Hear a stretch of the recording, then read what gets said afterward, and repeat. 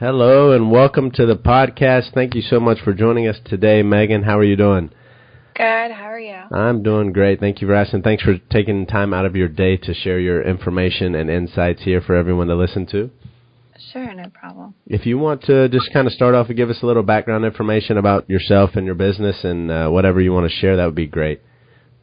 Okay. Back in 2006, I started doing mobile tans. A friend of mine kind of introduced me to the idea, and I thought it was a really good idea. I started out just in New Orleans, which is where I'm from, in Louisiana. Did that for, about 8 years, I guess. And then about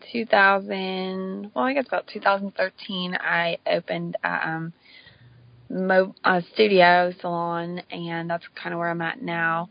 It's about 30 minutes outside of New Orleans now. So the name is Endless Summer, and that is pretty much it. That's great. I mean, you sound a lot like most of the people I've interviewed so far. It sounds like mobile is kind of testing the waters for everybody, and then after time, and depends on the amount of time, depends on the person and the involvement and everything, and then they eventually take it into a salon or something like that, renting a space or something. So that was kind of a gradual process, it sounds like, for you as well. Absolutely. I had a 9-to-5 job, so I did mobile on the side just for extra money. It was just kind of a side gig, and over the years I wanted to go full time, but of course was apprehensive to do so, to give up that quote unquote regular paycheck.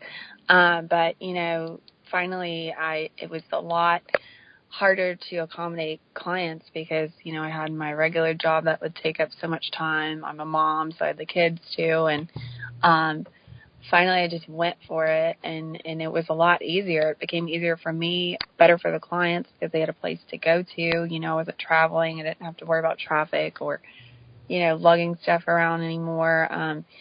And it of course had its difficulties in the beginning, but after a few months, it became easier and easier. I mean, it's still, the difficulty of running a business, but having that space enables you to have more clientele, and people kind of like the idea of coming somewhere. It kind of gives you a whole new opportunity of clients. So it was definitely the best move I could have made. Sure, yeah, and it gives them a chance to get out of the house and things like that, depending on what they're doing. So that kind of leads us a perfect segue into the next question that I like to touch on is, if you had with the ups and downs in business, if you had to touch on a worst and a best moment, entrepreneur moment for your business, what would those moments be? I think in the beginning when I started out, there wasn't really, spray tanning had been around, but at least in my area, it wasn't very prominent. So I didn't really have anyone to learn from. My sources of learning consisted of, over the internet, and Norvell is a product line I use. They did have some online resources that were helpful, but I've always been a hands-on person, so it was kind of difficult not having someone I could go to and get that help that I needed. So there was a lot of ups and downs in the beginning, just even learning how to spray, how to deal with clients and things like that. But then as with anything else, after time, it became easier. I think some of the hardest times were just, staying focused. A lot of people didn't really understand, they almost kind of mock you, oh, you're going to make money spraying people, but that kind of kept me motivated as well. I think the worst time I ever had, I guess, well, not worst, but, one of the times that sticks out in my mind, a couple of years ago, I was still doing mobile, so it's probably been about 5 years, but I had Easter weekend, which was always busy, I had probably 40 clients, and all of a sudden my machine wouldn't spray.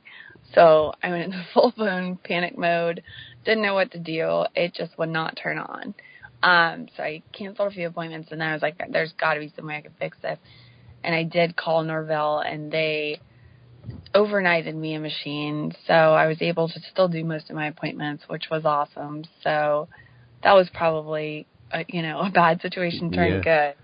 I don't really have a particular moment that was a best moment. I think just having the opportunity to connect with so many clients the way you make them feel good about themselves. That really kind of is what developed my passion for the business. You give them a confidence and really something so small that really helps them, Yeah, definitely. And thinking back to when you started and now the ease of access that people have to learning opportunities online through Norvell and other companies, as well as on YouTube, and thinking about it, like you said, you started in 2006. YouTube became something in 2005. So to think that probably wasn't even an option back then. It was literally like reading stuff and things like that. Exactly. So. And the videos then were not what they are now. It was more of you think back to college or high school, the classroom setting, you're like literally watching someone, read a book or something. So it was awful, Yeah.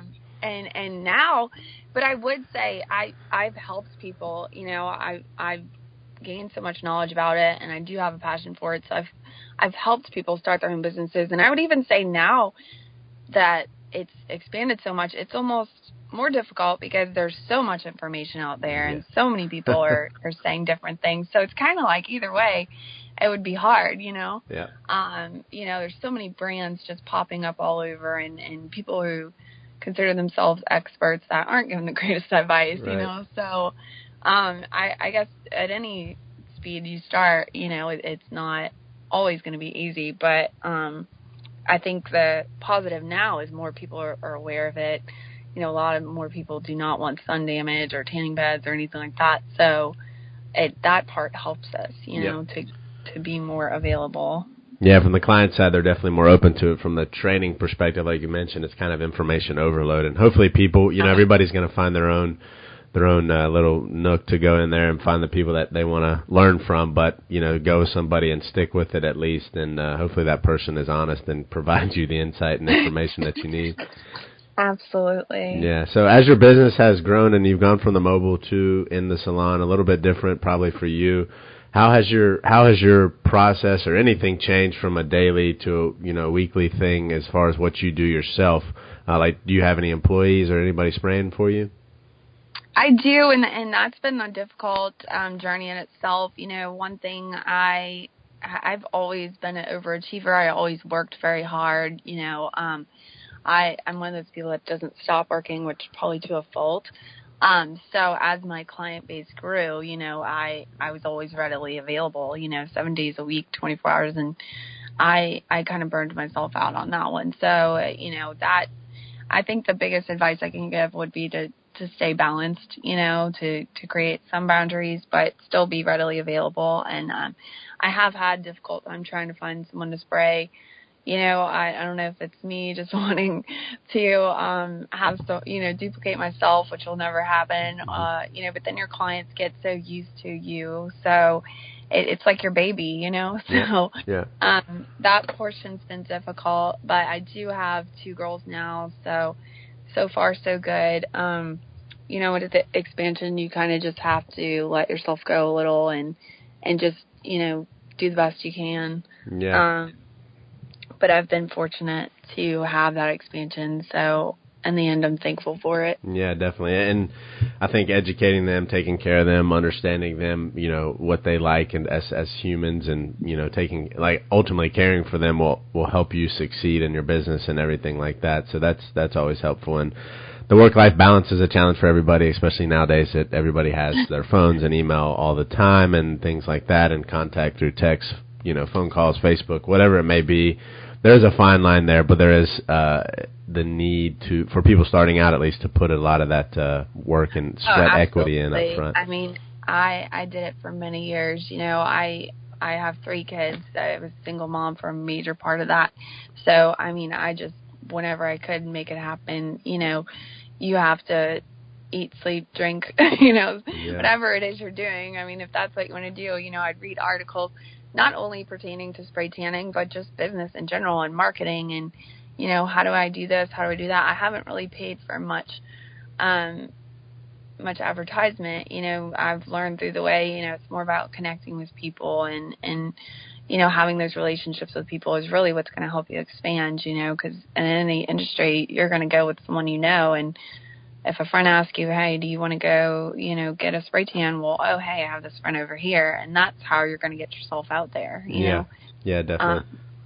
I think that's important to stay focused on those type of things. Yeah, definitely. I'm a huge advocate for the internet, obviously, but I know that word of mouth and referrals and that networking is always going to be the number one driver, and the most people have the most confidence with that. And I also know that spending a lot of time, like you were saying, not just on the spray tanning side, but yeah, you want to learn the business, the marketing, and that's something I'm also a huge advocate for is people, once you learn to spray, what's the next thing? And a lot of people get caught up in looking for the next best product, like it's going to bring new clients in the doors. The clients ultimately don't care what the product is. They care, obviously, if it's high quality and things like that, but past that, they want a good quality tan, and you got to go find those clients, so. Yeah, I mean, they want an experience, they want a connection, they want a good service, and they want consistency, Yep. Those things are all very important. Definitely. So if you had to pinpoint one thing that you've done and done very well to grow your business, what would you say that is? I mean, I guess I would just say, being consistent, just providing all those things that I just mentioned, on a regular basis. I mean, I think just me working as hard as I did. I mean, I still work very hard, but I literally every extra moment I had was dedicated towards that. People think that, oh, it's a fun job and it's not. Yeah, it's fun and it's great rewards, but it's hard work, you know. And I think a lot of people don't see that, but if you can push yourself to get through those hard moments and, keep going and going, the rewards will pay off. People really doubted me and thought that I was insane for leaving, a great, stable, quote unquote job, for doing this. But I always had a passion for it, and I think that's one thing you have to follow. If you're good at it and this is what you want to do, this is where you want to be. Don't ever jump into it because, it's going to be a lot of money. Yeah, you will make decent money, but don't ever, focus on that. I think it's more focused on the business itself, the people, things like that are what's important. Yeah, money should never be the driver for those things, and that's with any business. And like you said, it's important to be consistent, be persistent, and I'm also a big advocate for people that I believe in goals and setting goals, but more important than that is the habits that you create to achieve those goals, because that's going to take you further. Once you achieve a goal, what's next, versus if you have a habit that you do, like what's one thing I can do every single day to improve my business? What's one more contact I can make to network or something like that? So that's really important. Yeah, I mean, initially, I was an assistant for a huge global marketing company, and the CEO, I had the great experience of learning from him, which if anybody can do that, go ahead and learn from someone who knows what they're doing. Obviously it wasn't the same industry, but I did learn a lot. And, in the beginning, I'd make a goal of, okay, even when I was mobile, I'm going to do 10 tans this week. I'm going to, meet 5 new people and tell them about my business, hand out cards anywhere you go. I mean, my kids would think I was crazy. I would be in the grocery store, hey, I do spray tans, but now I can't go to the grocery store without running into 2 or 3 clients, so it pays off. There's going to be times where you're exhausted and you don't want to do it, but if you keep doing it and keep being consistent, it will definitely pay off. Yeah, and you got to think outside the box and go against the grain sometimes, I believe, and make yourself uncomfortable if your, success is outside of your success. I have a coaster right here that says life begins at the end of your comfort zone, which is so true, because once you get outside of that, you oftentimes find that success. So it might be hard to, approach people in the store and give them business cards, but that's necessary for what you need to do, and then you have to do it. And like you said, learning from somebody in a different industry, in the end, business is business. You have people that have a need, and you fulfill that need. So it's still the same, the same concept there. Absolutely. So what type of solution and equipment do you use? I mean, I know you mentioned Norvell earlier, so you might have some affiliation there. I've used Norvell pretty much from the beginning. Their equipment has been great. I had 1 or 2 issues here and there, but I've loved the way that they stand by their equipment. They stand by all of their products. The customer service always had great experiences with. And I've tried other brands throughout the year. Not to say they're bad. I just have gotten consistent results with what I've used. And so kind of what you said, you kind of get, I don't want to say bored, but you want to see what else is out there and just try things different. But I think I've learned that from you, when it's not broken, don't fix it. Don't focus on that. You can make yourself stand out, because Norval is pretty widely used, and I always, have used it, and I've thought at times, well, maybe I should offer something that no one else has, but that can be something totally outside of your solution, Right.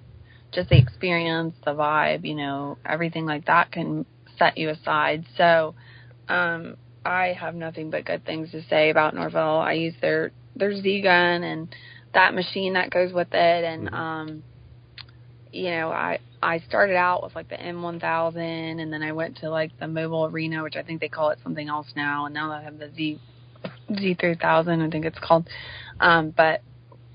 And I still have those machines I started out with. They still work. So yeah, that's awesome. It's cool, and I've tried different machines. They just weren't for me, So I would say they're great, and they do have the online courses now. There's a lot more advanced than they were when I started, but I still do those every now and then just to brush up. You can never have enough information. Sure. Yeah, and that kind of the next question was kind of regarding training and certification. Now, obviously, when you started out, you said it was a little limited, but you've obviously gone through some things now. So.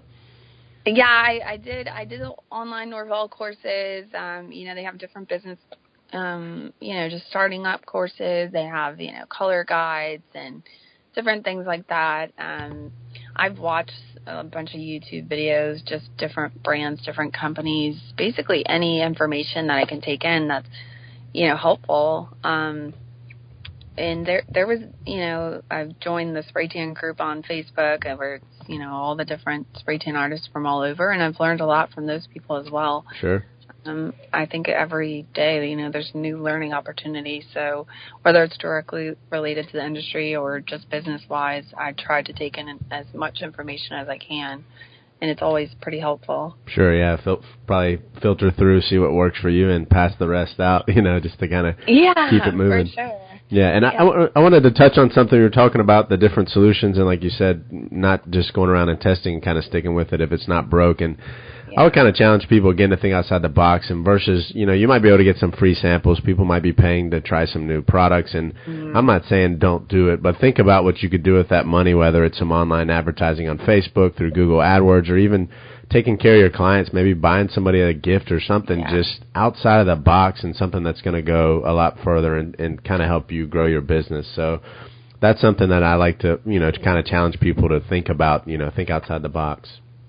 Yeah, I agree with that. I mean, I've spent money, and not to say it's wasted, but, I ended up sticking with what I started with. So, if you want to change things up and maybe, I don't know if people feel like, oh, it's not working for me, but you shouldn't focus on, if your spraying technique's good and people are satisfied with the results, then, hey, your solution's not the problem, You just have to keep, looking for different innovative ideas, whether it be doing a giveaway or, something to attract people, or just set yourself aside from others. Now there's so many people doing it, but if you have something that stands out, it'll go a long way. And I think that's more where you need to be directed at. And I personally don't do a whole lot of advertisement, paid for, but I know people that do, and it works well for them. So you just kind of have to, although be aware of what others are doing, do what works best for you. Don't try and copy someone else or, anything like that. You can get ideas from others, but what works for you might not work for the next person, So I think that's very important too. Yep. And one of my pet peeves is people that just sit around and look at their competition, and a lot of people want to emulate what others do, and some of it can be, but ultimately you need to be unique and be different, and that's why there are, the people in the world that are successful. If you look at them, they're probably a little different than most of us. Look at Mark Zuckerberg and people like that. They're not normal under social standards.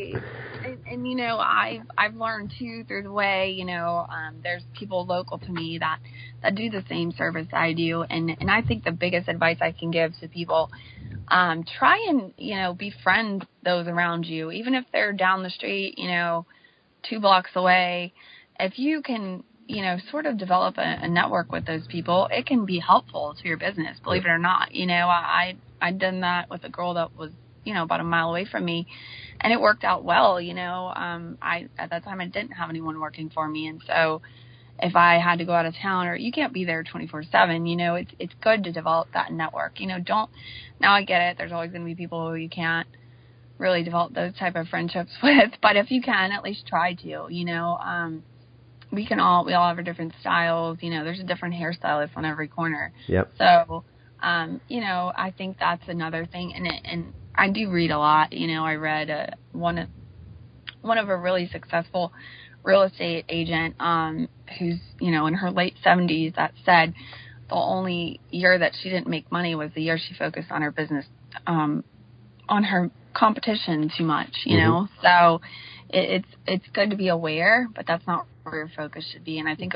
a lot of people do lose sight of those things, but focus on your clients. Like that's what's keeping you going, Definitely. Yeah. I mean, community is a huge thing for me, and I think it's important to embrace that. This industry specifically is one of the most, protected, I guess I would say, and people think, oh, I'm not going to tell people that I spray horizontally instead of vertically, or I spray diagonally. Like, that's going to immediately take customers away from them. But, community is great, and I mean, in all the industries I've been in, I'm friends with people that are technically my competition, and we're in groups, and we thrive and push each other forward versus bring each other down and worry about, oh, what are they doing? They're taking money from me. There's plenty of fish in the sea. So. Yeah, and I mean, you can, in a way, support one another. I can go complain to my friend who's a business banker that hey, this is what's going on, and I need help with this, and she doesn't know what I'm talking about, Yeah.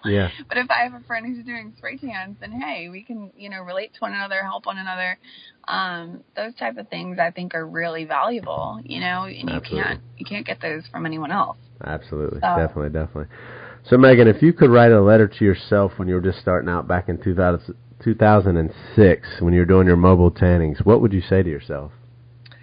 I would say, not to focus on the fears. I focused for so many years, like, this isn't going to work, and how is it, it was something completely outside of the norm, and there was many times I wanted to quit, and I didn't want to do it, and it was too hard, but something always, held on to it. And I would just say, follow your gut instincts, and, this is a passion that you have, and don't listen to anything other than what you should be doing, and I don't know where the future lies, but I do know that it's taught me so much about myself, about life, about business.